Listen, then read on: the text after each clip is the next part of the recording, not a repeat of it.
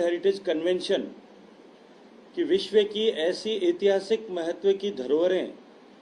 जिनको विश्व धरोहर के रूप में चिन्हित किया जाए, वो पूरी किसी एक देश की नहीं अपितु पूरी मानवता की धरोहर है, पूरी मानव जाति की धरोहर है, ऐसा मानते हुए उनके रखरखाव, उनके संरक्षण के विषय में जो 195 देशों ने समझौता किया था, भारत भी उनका सिग्नेटरी है।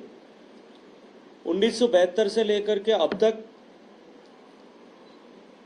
इस कन्वेंशन के तहत भारत को इसकी वर्किंग कमेटी में, जो एक तरह से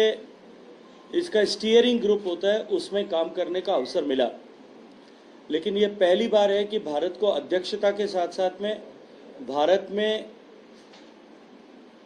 वर्किंग कमेटी की मीटिंग, वर्ल्ड हेरिटेज कमेटी की मीटिंग जो है वो आयोजित करने का सौभाग्यपूर्ण अवसर मिला। बहुत थोड़ा सा समय था, सरकार बनने के बाद मात्र 40 दिन से भी कम समय में ये निर्णय करके, और इतना बड़ा आयोजन जिसमें दुनिया के 165 से ज़्यादा देशों के प्रतिभागी सम्मिलित होने थे, दुनिया भर के लगभग 2000 से ज़्यादा डेलीगेट्स जिस कार्यक्रम में उपस्थित होने थे, ऐसा कार्यक्रम आयोजित कर और सफलतापूर्वक आयोजित कर भारत की जो कैपेसिटी G20 के बाद में बढ़ी है, और सम्मानीय प्रधानमंत्री जी के नेतृत्व में जिस तरह से भारत ने ये क्षमता अर्जित की है, उसका एक नायाब उदाहरण जो है वो देखने को मिला है। इस वर्ल्ड हेरिटेज कमेटी की मीटिंग के बाद मीटिंग में हम लोगों के लिए ये सौभाग्य का विषय है कि वर्ल्ड हेरिटेज कमेटी की मीटिंग में जो देश में पहली बार आयोजित हुई, उसमें भारत की एक और पूरा महत्व की संपदा, ऐतिहासिक महत्व की संपदा, असम के सरायदेव जिले में स्थित जो मौदाम्स हैं, ताई अहोम डायनेस्टी, जिसने 6ठी शताब्दी से लेकर 12वीं शताब्दी तक उस पूरे क्षेत्र में शासन किया था, उनके बरियल ग्राउंड्स जहां उनका अंतिम संस्कार किया जाता था, वहां जिस तरह की अवसंरचना बनाई जाती थी ट्रेडिशनली, वो सीरीज ऑफ ऐसी अवसंरचनाओं को, इंफ्रास को वर्ल्ड हेरिटेज लिस्ट में सम्मिलित किया गया है। और इसके साथ ही भारत की ये 43वीं संपदा होगी, जो ताजमहल, जो और कुतुब मीनार और सूर्य मंदिर, इन सब की श्रृंखला में एक और संपदा भारत की जुड़ी है। इसके साथ साथ में जो टेंटेटिव लिस्ट है, उसमें 53 साइट्स अब तक भारत की तरफ से ऑलरेडी सबमिट की जा चुकी है, जो एक्सेप्टेड है, और आने वाले वर्षों में उन साइट्स को भी कंसीडर करते हुए वो वर्ल्ड हेरिटेज लिस्ट में आए, ऐसे प्रयास भारत की तरफ से किए जा रहे हैं। भारत के लिए ये निश्चित ही गर्व का विषय है कि पिछले 10 वर्षों में, जहां एक वर्ष में एक ही प्रॉपर्टी को कोई देश नामित करवा सकता है, माननीय मोदी जी के शासनकाल के 10 वर्षों में हमने 13 प्रॉपर्टीज को इस लिस्ट में इंस्क्राइब कराने में सफलता प्राप्त की है। लगातार भारत ने ऐसी पुरातत्व महत्ता की संपत्तियों का कंजर्वेशन ठीक से हो, उसके लिए कैपेसिटी बिल्डिंग हो, उसको लेकर के इंटरनेशनल कोऑपरेशन, सब लोग मिलकर के साझा दृष्टिकोण से प्रयास करें,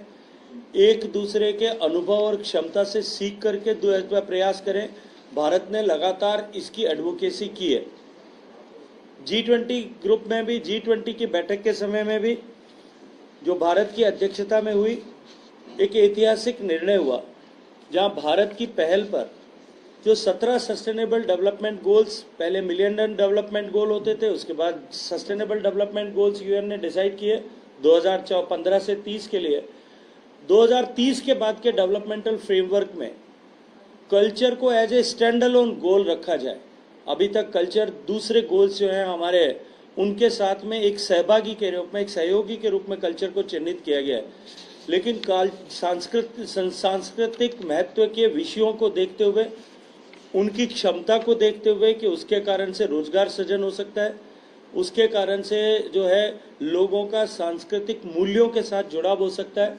भारत ने एडवोकेसी की। भारत की पहल पर, भारत के लगातार प्रयासों के चलते हुए G20 में कल्चरल ग्रुप ने जो निर्णय किया था कि इसे आने वाले समय में 2030 के बाद में के डेवलपमेंटल फ्रेमवर्क में स्टैंडअलोन गोल के रूप में परिभाषित किया जाए, ये भारत की पहल और भारत के ऐसे वैश्विक प्लेटफॉर्म्स पर भारत के बढ़ते हुए प्रभुत्व का परिचायक है कि भारत की इस पहल पर काशी पाथवे, जिसको नाम दिया गया क्योंकि इसको काशी में मीटिंग में ड्राफ्ट किया गया था कल्चरल मिनिस्टर्स की मीटिंग में, G20 के लीडरशिप सम्मेलन में जो दिल्ली में आयोजित हुआ, इसको G20 कंट्रीज के सभी राष्ट्राध्यक्षों ने इसको एक स्वर से स्वीकार किया कि आने वाले 2030 के बाद के डेवलपमेंटल फ्रेमवर्क में जो कल्चर को एक स्टैंडअलोन गोल के रूप में माना जाए, रखा जाए। ये निश्चित ही भारत की एक बहुत बड़ी सफलता है। इस वर्ल्ड हेरिटेज कमेटी के सत्र के उद्घाटन के अवसर पर सम्माननीय प्रधानमंत्री जी ने 2 विषयों पर मुख्य रूप से फोकस किया। एक कि हम विरासत भी और विकास भी का नारा लेकर के जो हम काम कर रहे हैं उस पर हम और आगे बढ़ेंगे, अपनी विरासत का संरक्षण करते हुए, अपनी ऐतिहासिक संपदाओं का संरक्षण करते हुए, अपने टेंजिबल इंटेंजिबल असेट्स का कल्चरल असेट्स का संरक्षण करते हुए हम आधुनिक विकास की दिशा में भी आगे बढ़ेंगे। और हम सब ने देखा कि किस तरह से पिछले 10 साल में सम्माननीय प्रधानमंत्री जी के नेतृत्व में भारत की संस्कृति का संरक्षण की दिशा में भी काम हुआ और भारत की संस्कृति को विश्व के पटल पर एक बार फिर नए सिरे से परिचित कराने,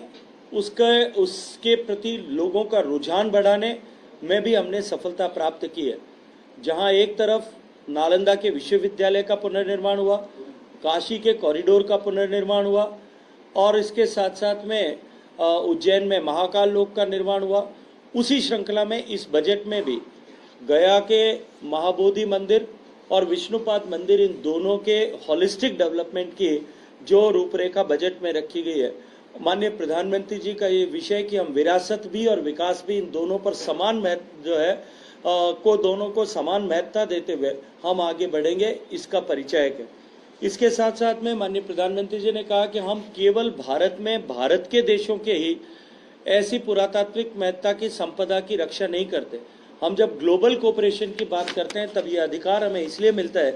कि भारत ने अपने पड़ोस के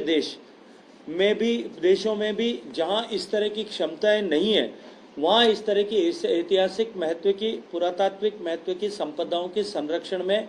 अन्य देशों को सहयोग भी प्रदान किया है, जिनमें जो है कंबोडिया का अंकोर वाट मंदिर है,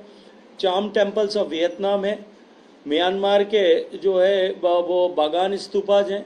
ऐसे अनेक संपदाएं विश्व भर में हैं जिनके संरक्षण के लिए ग्लोबल साउथ देशों में स्पेसिफिकली भारत अपनी क्षमताओं के आधार पर सहयोग कर रहा है। इसके साथ साथ में माननीय प्रधानमंत्री जी ने उस अपने भाषण में एक बड़ा अनाउंसमेंट करते हुए $10 लाख की सहयोग राशि ग्लोबल साउथ के देशों में विशेष रूप से इन ऐतिहासिक महत्व की धरोहरों के संरक्षण के लिए कैपेसिटी बिल्डिंग हो सके, इसके लिए जो है भारत की तरफ से सहयोग राशि के रूप में देना ऐसा घोषणा की थी। ASI ने एक एग्रीमेंट इक्रोम के साथ में किया है, जहां इस तरह की कैपेसिटी बिल्डिंग के साथ में ASI ने जो पिछले 1.5 शताब्दी के लगभग कालखंड में जो कैपेसिटी अर्जित की है, उस कैपेसिटी को दूसरे देशों के साथ में शेयर करते हुए हम ऐसे संरक्षण की गतिविधियों को और अधिक जो है गति प्रदान कर सके, इसके ऊपर बातचीत की है। माननीय प्रधानमंत्री जी ने अपने भाषण में जो रिपैट्रिएशन को, हमारी पुरातात्विक महत्ता की संपदाएं जो चोरी से, स्मगलिंग से या गुलामी के कालखंड में भारत से बाहर चली गई, उन सबको वापस लाने में जिस तरह से गति भारत ने प्राप्त की है, उसके बारे में भी चर्चा की थी। इस बैठक के समय में हमने वहाँ एक एग्जीबिशन भी लगाई थी, जिसमें ऐसे महत्व की संपदाएं जिनको भारत वापस लाया गया है, हमारी कल्चरल हेरिटेज प्रॉपर्टी जिनको भारत लाने में हमने कामयाबी प्राप्त की है, उनकी 25 ऑब्जेक्ट्स को वहाँ लगा करके उसकी प्रदर्शनी भी एक जो है वहाँ रखी थी, जिसको माननीय प्रधानमंत्री जी ने DG यूनेस्को ने भी देखा। और उसके साथ साथ में इस मीटिंग में आने वाले सारे डेलीगेट्स ने उसके ऊपर बहुत रुचि के साथ में उसे देखा। मैं आपके संज्ञान के लिए सिर्फ बताना चाहता हूं कि 1977 से लेकर के और जब ये कानून बने, ये कन्वेंशन साइन हुआ, उसके बाद से लेकर के और 2014 तक जब सम्मानीय मोदी जी के नेतृत्व में सरकार बनी, ऐसी महत्ता के केवल 13 ऑब्जेक्ट्स भारत वापस लाए गए। दुनिया के दूसरे देशों के साथ में उनके पास पहुंची हुई संपत्ति को सारे नियम कानून सबके ऊपर काम करते हुए वापस लाना निश्चित रूप से डिफिकल्ट काम था। लेकिन क्योंकि माननीय मोदी जी का भारत की विरासत के प्रति जो सम्मान और प्रेम है, उसके चलते हुए पिछले इस 10 साल के कालखंड में 13 की वो संख्या बढ़ करके अब 350 के आंकड़े को पार कर चुकी है। हम इतनी पुरातात्विक महत्ता की संपदाएं माननीय मोदी जी की प्रेरणा और उनके व्यक्तिगत प्रयासों के चलते हुए भारत लाने में कामयाब हुए। इस दिशा में एक और बड़ी सफलता भारत को मिली, जिस के तहत माननीय मोदी जी के पिछले वर्ष हुए अमेरिका प्रवास के समय प्रधानमंत्री मोदी और राष्ट्रपति जो बाइडेन के बीच में जो चर्चाएं हुई थी, उसका एक बिंदु कि भारत और अमेरिका के बीच में इस तरह के कल्चरल प्रॉपर्टी एग्रीमेंट साइन हो, जहां एक दूसरे के देश से इलीगली गई जो है कल्चरल हेरिटेज ऑब्जेक्ट को वापस देश में रिपेट्रिएट किया जा सके, उसकी व्यवस्था को सुगम किया जा सके। पिछले 1 साल से उस पर प्रयास जारी थे। वर्ल्ड हेरिटेज कमेटी की मीटिंग के दौरान ही हमने अमेरिका के साथ में कल्चरल प्रॉपर्टी एग्रीमेंट साइन करने में सफलता प्राप्त की है। इसके तहत अब भारत में अमेरिका में जो चिन्हित ऐसी भारत की पुरातात्विक महत्व की संपदाएं वहां इलीगली स्मगलिंग के रास्ते से या किसी अन्य रास्ते से भारत से अमेरिका पहुंची है, ऐसी सैकड़ों ऑब्जेक्ट्स को हम बहुत कम समय में भारत में वापस लाने में कामयाब होंगे। इस वर्ल्ड हेरिटेज कमेटी की मीटिंग को वर्ल्ड हेरिटेज कमेटी के सारे डेलीगेट्स ने एक ऐतिहासिक मीटिंग के रूप में ऐसा स्वीकार किया है। मेरी उन सब से चर्चा हुई, अनौपचारिक रूप से भी सभी डेलीगेट से बातचीत की, भोजन के समय में जो विभिन्न कार्यक्रमों के समय में उनसे अनौपचारिक चर्चा हुई। सभी ने इस बात को स्वीकार किया कि ये आयोजन न केवल अनूठा था अपितु अद्वितीय भी था। ऐसा एक भी आयोजन अब तक जो है वो किसी भी स्तर पर किसी भी जगह पर नहीं हो पाया है। हमारा जो मोइदाम्स जिनको हमने अब इस बार सफलतापूर्वक विश्व धरोहर सूची में सम्मिलित कराया है, ये पूर्वोत्तर भारत की पहली जो है कल्चरल हेरिटेज है। इससे पहले प्राकृतिक संपदा के रूप में काजीरंगा और मानस नेशनल पार्क्स दोनों वहां लिस्ट हो चुके हैं। माननीय प्रधानमंत्री जी के नेतृत्व में हमने इसके साथ साथ में इस बैठक के समय में 2 और साइट आयोजन किए। एक यंग प्रोफेशनल फोरम आयोजित किया, जिसमें इस विधा में रुचि रखने वाले दुनिया भर के ऐसे 50 युवक युवतियां जो आने वाले समय में वर्ल्ड हेरिटेज कंजर्वेशन की दिशा में अपना कैरियर बनाना चाहते हैं या इस दिशा में प्रवीणता दक्षता हासिल करना चाहते हैं, उनको इंटरनेशनल एक्सपोजर मिले। ऐसे 50 युवक युवतियों को एक साथ बिठा करके इस 10 दिन तक उनके इंटरैक्टिव सेशंस कराए।